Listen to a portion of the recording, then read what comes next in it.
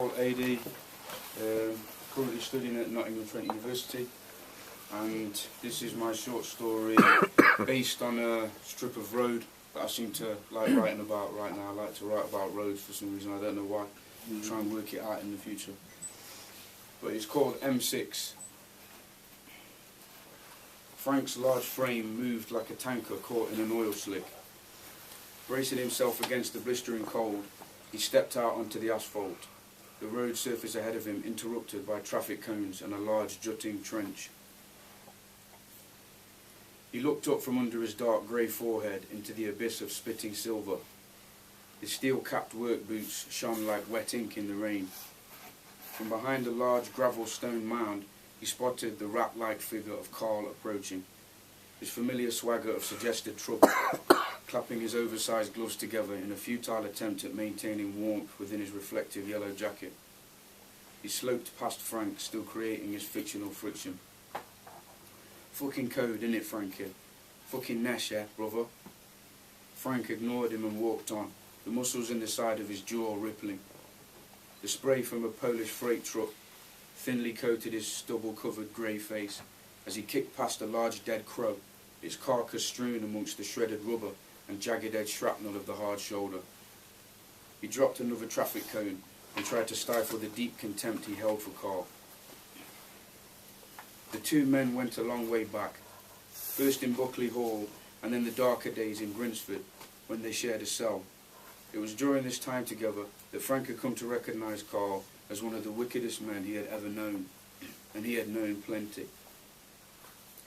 Their lives had become intricately woven together during their stints, and by some sick coincidence, their time served had been equally reduced on good behaviour, and by a similar twist of fate, both were offered the road maintenance work before let out. Apart from the 3 nights spent in a hostel upon release, unsuccessfully trying to contact his estranged wife, Frank had been forced to deal with Carl's agonising presence constantly for the last 11 years. A black sports car shot past, its windows lit up like an alternate world in the dark. Frank caught a split-second glimpse of a blonde, her red lips pouted on a cigarette, head elegantly tilted, whilst the male driver focused forward into the night. A tiny orange spark hit the road a moment later, dispersing into the misty trail as the car hissed out of sight. Quiet now. Frank dropped the last cone.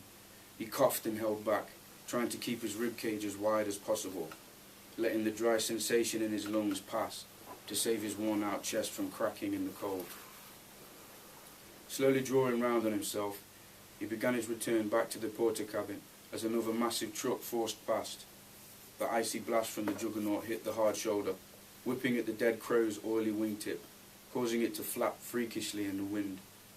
Frank watched the sharp feathers rise and fall rapidly, giving him the morbid impression of 2 black rabbit ears, rearing in shock as each tyre passed.